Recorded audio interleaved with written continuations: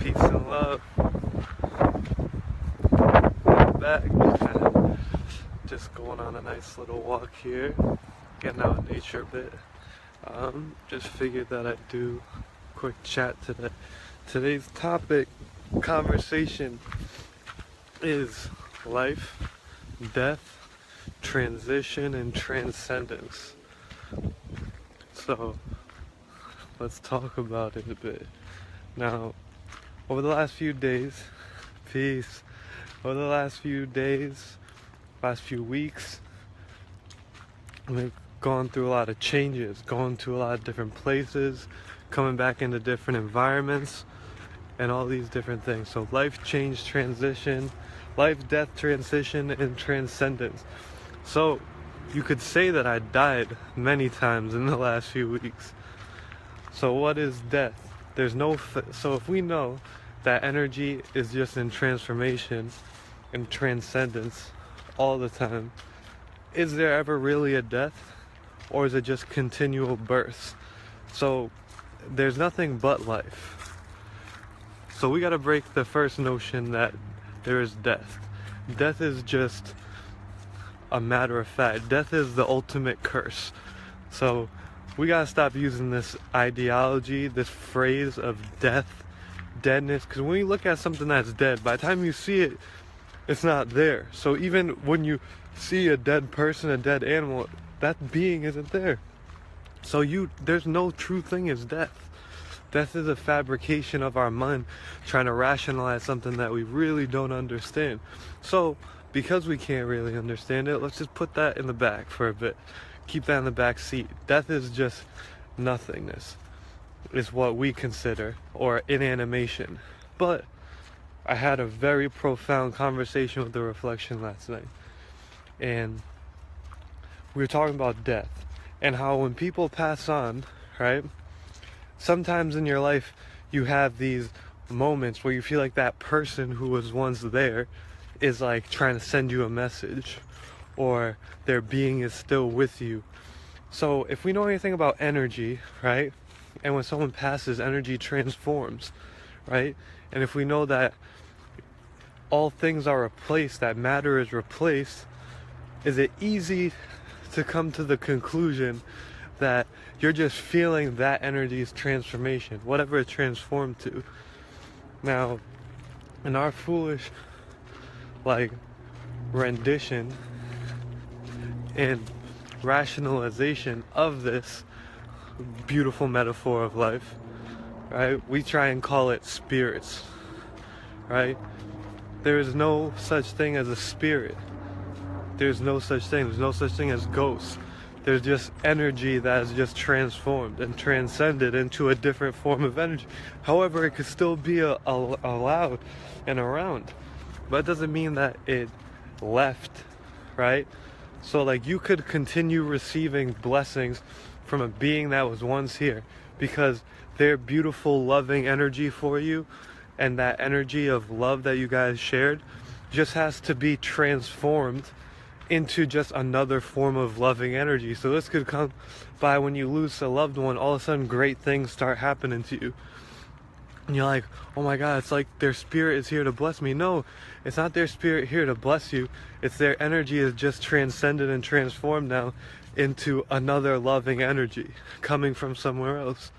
So don't ever be afraid. No one ever has to be afraid, right? There's no such thing as death. You just step into new lives. So the old you never has to die. You just have to be born into a new you.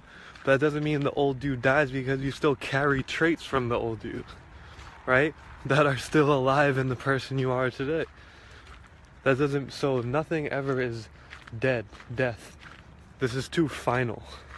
There's not enough room for growth in this notion. So we have to start to realize that we put these spells and stuff on ourselves with no real reason of doing it, no real forthcoming. There's no real logistics and logical notion to this. Peace.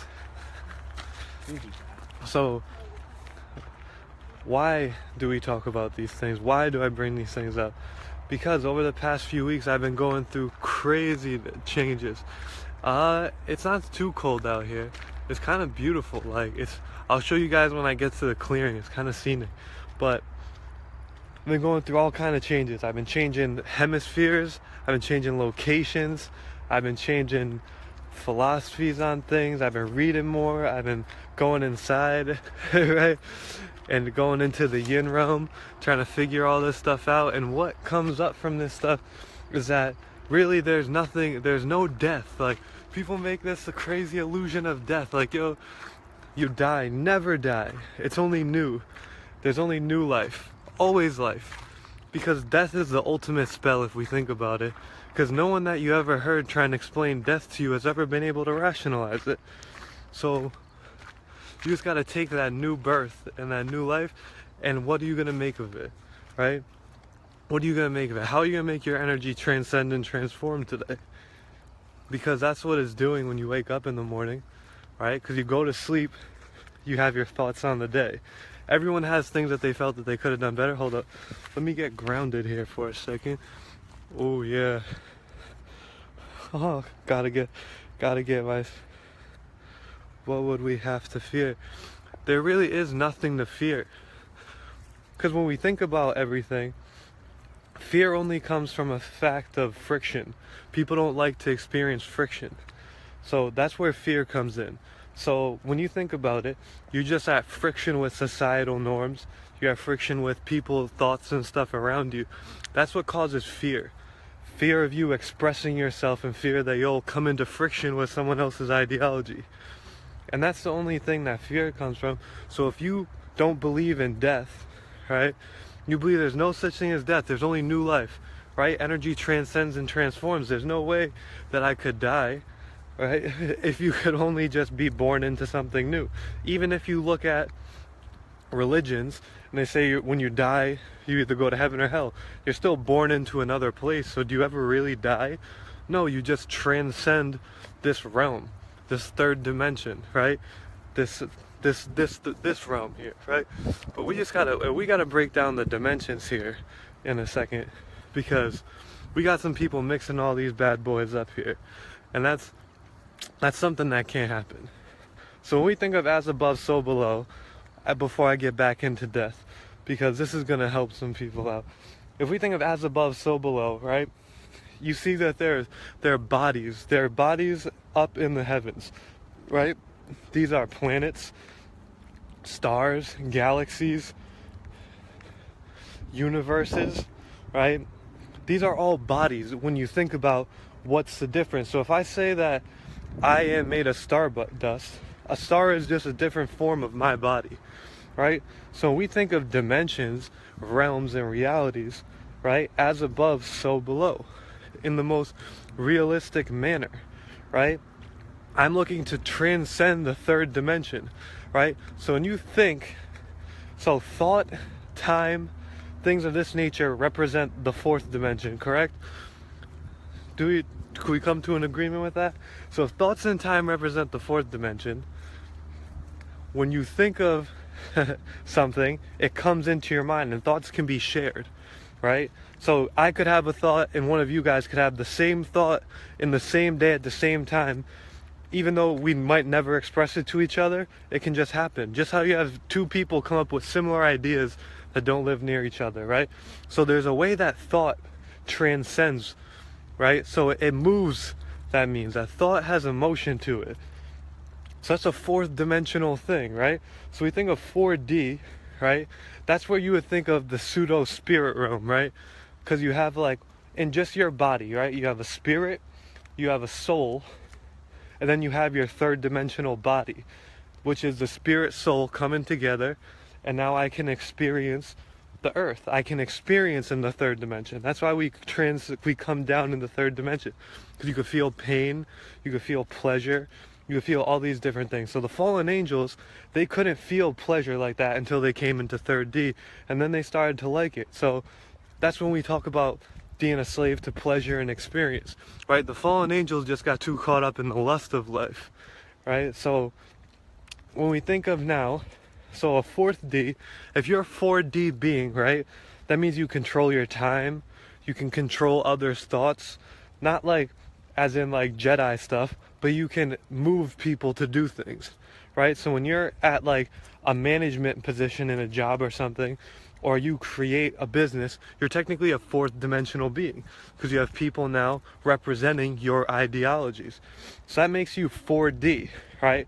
So the representation of 4D would be technically like an oversoul, right? So when we think of some of the deities that have like direct representation on us, like when people talk about karma and things of this nature, that's a fourth dimensional being, right? Because if you talk about it, it has substance now, it has matter, right? Because you gave it a name, right? Just like anything that goes on, right? Once you give it a name and you start to give it substance and feelings and rules that define it, you make it matter, right? So basic.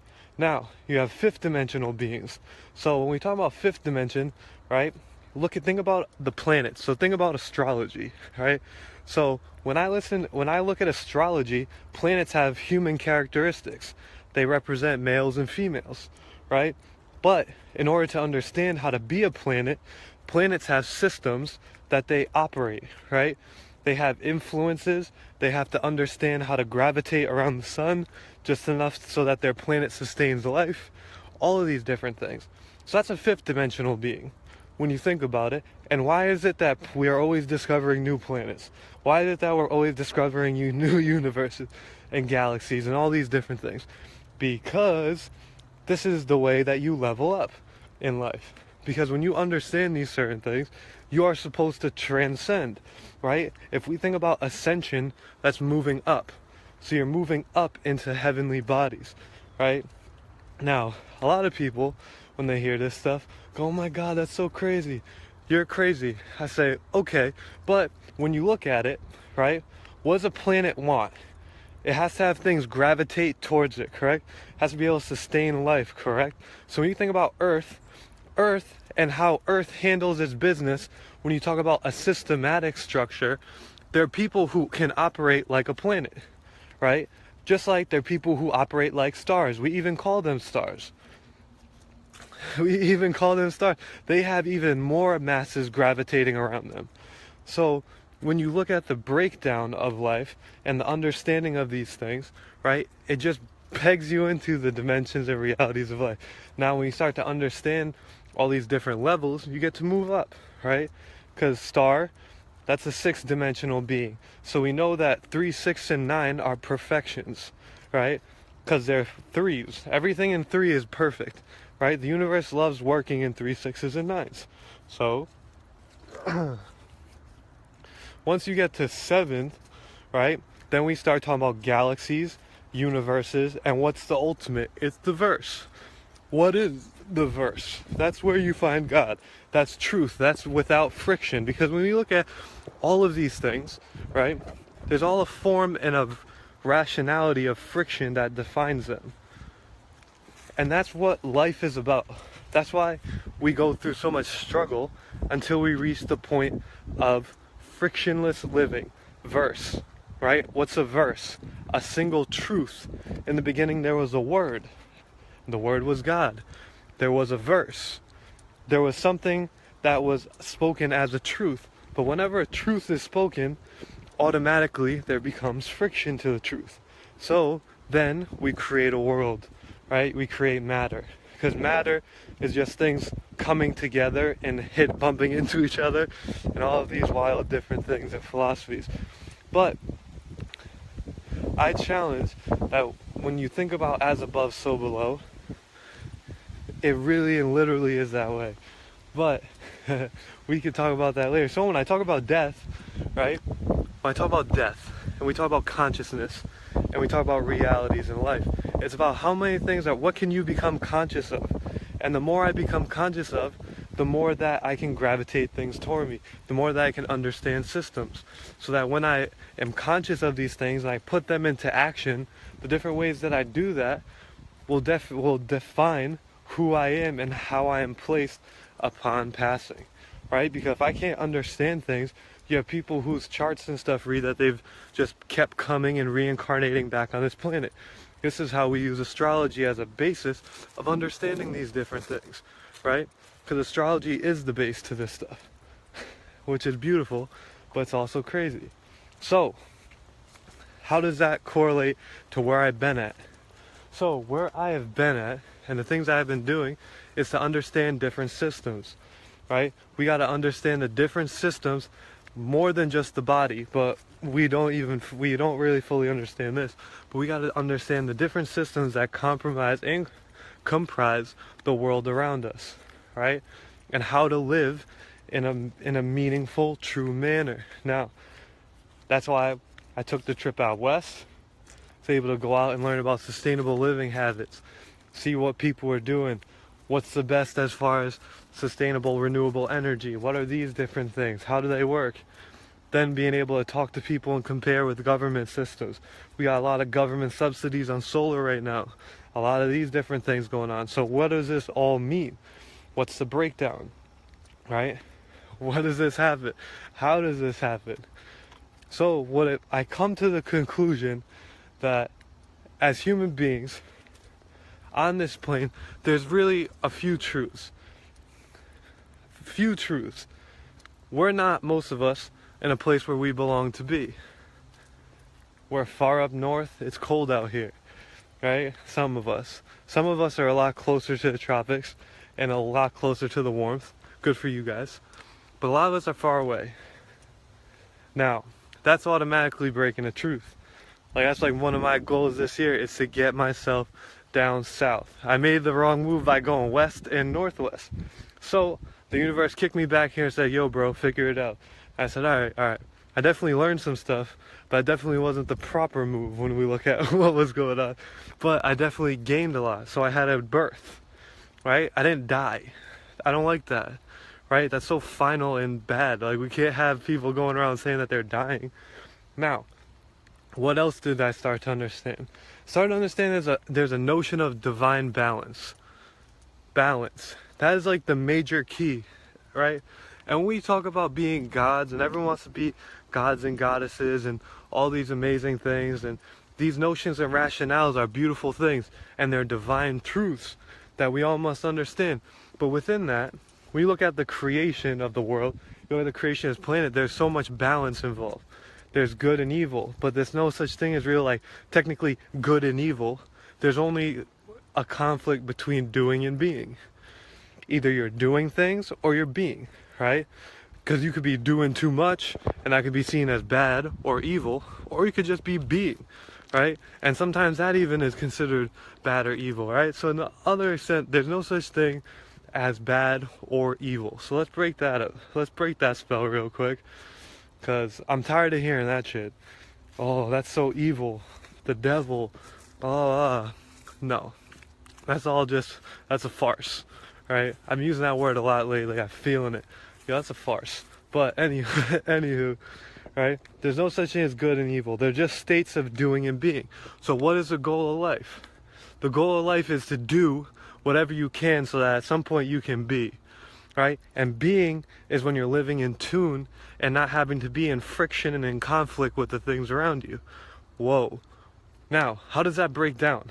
So, when you live in Babylon, the problem is when you live in Babylon, the problem is that you're living in constant friction with the things that are around you. You're living in friction with reality. You're living in friction with people. You're living in friction with nature. You're living in friction with yourself. All these different things, because there are different prescribed things that become part of this matrix. So when I call things a matrix, and when I say it's a matrix, that means it's a program that was created before you got there, right? So when you sit in a airport, we have reflections go through all this horrible shit in an airport. My heart goes out to them. But when you think about this, a matrix is a program that was created before you walked in there. So before they walked in there was some real foul shit going on, and there were rules and laws that made up that matrix, right? Because it was a reality that was created for you to now go into. So whenever I walk into reality that wasn't my creation, I'm walking into a form of a matrix, right? So I have to now either cooperate with that reality or I can fight that reality. But either way, I'm now in friction with that reality. That's why the goal in this thing is to do enough so you can be, right? I have to do enough within this matrix to be able to then be, which is create my own reality where I am no longer in friction, right? That's why when you're doing too much in a relationship, so we look at relationships, you get to a point where you're struggling, anything's going on, but you're trying to do a lot of stuff. You're trying to prove your worth to someone, right? And you always get most tired when you do this. Why? Because you're doing a lot and you're not allowed to be, right? You feel insecure in relationships when you have to do instead of just being allowed to be. So you see how these things constantly trade off. We got the hand-in-hand trade-offs here. And that's the problem with life. You can bring it down to all these microcosms, but it's all about the macro in the same sense. So how can you live in tune? How can you live in tune in this day of life in a frictionless manner? Now, when we look at some of the things that we've been trained into and conditioned with, and some of them aren't bad things. Like technology is only how you make it and use it. When people are like, oh, technology is the death of humanity. No, it's not. Let's be realistic. We gotta dial back, right? We can't go swinging hard on both sides of the pendulum. We're gonna start a problem here because you're only gonna start friction. You gotta be in the middle and say, properly used technology can be amazing, right? let's use that phrase all the time. Properly used technology is amazing. Why? Because if I use technology for good, if I use it for all of its best purposes, do I ever really have to worry about it being a bad thing? No, I don't, right? No, I don't. Like if you use the coca plant for sugar, instead of using it and synthesizing it into cocaine, there's a good way to really use it, right? But that's let me check around because, you know, talking about cocaine with this hood on, someone might come grab me. But anyway, I'm still in the matrix. But as I say, all this technology isn't bad. You got solar technology, we got hydro, we got all these things, we got social media as ways for people to share ideas. We got all of these amazing things. You got YouTube to a point where you don't even really have to drop your kid off at school. They could just chill out, watch some directed YouTube videos. They can learn a whole shitload, right? But it's about the societal norms that cause the friction with these things, right? Now, I'm not saying that you should jump on the YouTube plan and start changing your kids and educating them that way right away. It's gonna have to be a little bit more finessed than that, just rationale right there. But in a sense, there's ways that we can get this kind of stuff done because all technology is not bad. All this stuff is not bad, right? Just like not everything is all good either. So we gotta take the good with the bad. But within all these different technologies, there are some that are amazing, right? All the sustainability technology that's going on right now is amazing, right? You ever go on Instagram or you get like the random Facebook videos and it's like those little videos with like the cute like jingle in the background. It's like, oh, watch that, this person uses this new thing that turns sea salt water into fresh drinking water, and it's got this little like those like those videos and those technologies. That's where we got to be at. We got to understand those things, right? Because when I look around, I see like amazing technology for people to live sustainable and off grid. Right? We got to start eating sustainably, right? You got to eat in a manner where it could be sustainable, so it has to come from the ground. Now, we have to get onto this one because there's so much like argument right now between every single conscious being in this world as to eating and how to eat and like what foods to exactly eat and what foods to not eat. Like, we just gotta go, if it grows from the ground, you're on the right path. Then after that, you gotta feel your body out, right? If I eat everything from the ground, sometimes my body doesn't have the same reaction to one thing as it does another food, right? Maybe you get constipated from potatoes, so don't eat potatoes. But someone else might have a great reaction to potatoes. Then eat the potatoes, right? We just gotta understand, as long as you're going into it with an understanding and learning where the food came from, you can eat that food as long as it came from the ground, right? As long as it came from the ground. Now, should you eat so much grain? No, you shouldn't eat so much grains, right? It's hard for your body to break down grains. But can you have grains throughout the week? Yes. Can you have certain breads and things like that? Yes, and we all know the breads by now. Most of us on the conscious path have already figured out Dr. Sebi's food list and these basic things, read up Dr. Leela Africa and all this. But like the problem is, if I read Dr. Leela Africa's book, right? If I African Holistic Health, then I watch Eat to Live by Dr. Sebi, now I'm at a freaking crossroads, because both of these minds are beautiful. They're amazing people. Their work and healing people and in health should be honored, but now you find yourself in a crossroad. Like, who do I believe more? And that is a farce. I'm bringing it back. Farce for the third time this conversation. I'm bringing farce back. Because why are we arguing over good fruit, right? If I have a fresh mango sitting in front of me and I got a fresh pineapple sitting in front of me, do I gotta fight someone to figure out which one of these things to eat? No, it's okay to eat from both, because they're both knowledgeable, credible sources, right? So I can eat from both. It's okay, right? It's okay.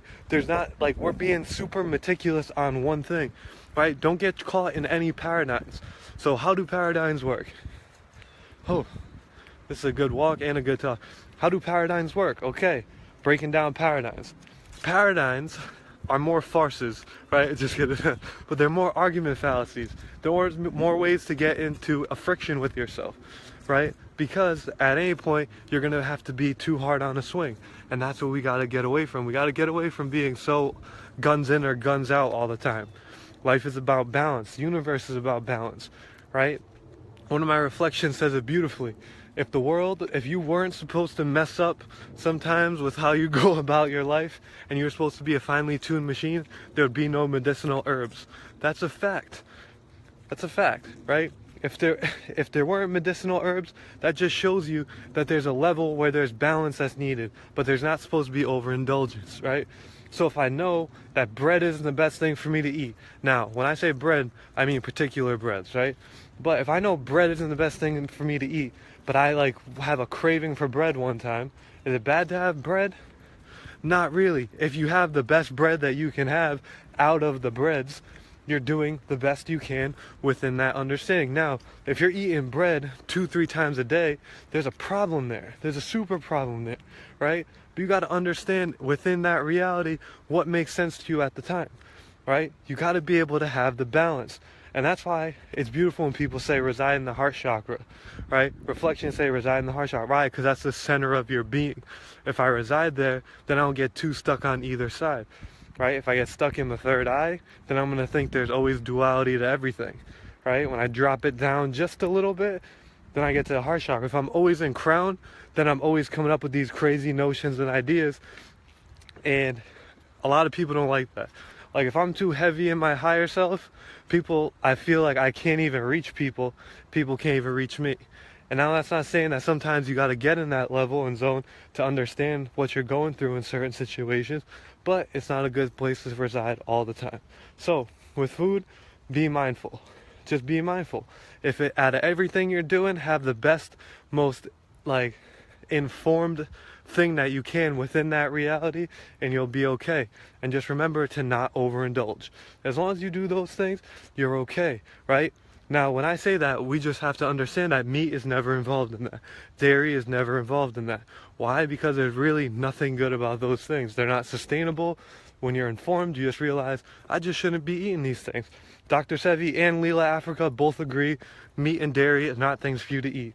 Or eggs, or fish. Because everyone considers those things like these separate entities. However, I had this new thing. I've really just had tofu for the first time, like a few weeks ago. That was another thing I tried in Seattle. I was like, yo, never had tofu before. Let me try this bad boy. Now, tofu, I had a good reaction to tofu. However, I know that I shouldn't really be eating it like that, like all the time. But I see that a lot of vegans and stuff, that's like a staple in their diet. Now, too much of anything is bad, right? If you want to have a little bit of tofu here or there, I can see it. But we should probably back off the cooked foods a little bit, right? 'Cause I know everyone, once you get in the tofu craze, like, yo, I gotta have tofu all the time. Because it does have like a little bit of a weird like addiction attached to it. Because you'll be like, this does good. It's kind of like a meaty, fleshy feeling, like, and we don't want to step back into meat. So just watch out for the tofu. I never had it really before, so I couldn't really speak on it, but I did have it now, so I feel like I can give you guys an honest feedback on it. Now, with the vegan replacements and stuff, those things are good, but they're just like too good. Like, you got to start questioning it. All that stuff, those meat replacement things, just be mindful, because they're not sustainable. They're not giving you anything back. All those different things. Now, these are things by this time most of you guys have heard, but I know I have some new followers. I know I have some new people who jump in the room and come and listen to certain things. So I gotta catch some people up to speed at the same token. I went very hard on the philosophical side of things early, and now I just want to balance it off. However, with that being said, there's amazing things in this life. Energy transforms, life transforms. There's always new life. There's always new things that you can gain and learn to move forward. There's always new things that you need to balance and try before you go forward. The bounce of a ball only gets higher when you push it harder down towards the ground, right? So sometimes when you hit the lowest points in your life, you actually then bounce back and hit the highest, right? So all these beautiful notions come into play when you break down physiology, psychology, physics, all this good stuff. So for today, thank you all for stopping in. I just wanted to have a quick chat with coming back. I haven't done this in a while, so I have to shake off the cobwebs a little bit. The rest of my videos will be a little bit more concise. I have a whole list of downloads that I've been getting that I just keep down. I make little, because I like write a lot, so like in my writing I always have little downloads come up. It's like, oh, I gotta touch on this for a little bit. But I just want to come back and talk to you guys, say, yo, life is beautiful. There's only life. There's no death. You don't have to die. No ego has to die. You just have to be born again. There's no such thing as death. Remember that thought. Keep that in your mind. Death is a spell. There's a lot of them going around right now. And just be mindful, right? Be mindful on all the things you do. Don't overindulge in anything. Keep a proper balance. Eating the fruits, eating some of the vegetables, and because a lot of vegetables are fruits, but eating the fruits and vegetables is the safest way to go. But again, don't feel limited. Don't put yourself in a hole. Don't put baby in a corner, right? Don't put yourself in a box. Be able to understand and rationalize that in all of these things, there's a good side of them, right? There's goodness in everything. There's a good way to rationalize it. So, with that being said, I love you all, and I love myself. I hope you guys are having a fantastic day. I hope you guys who have checked in have gotten some valuable information out of this, right? I hope I didn't offend anyone, but if I did, I don't care. Be healthy and be happy.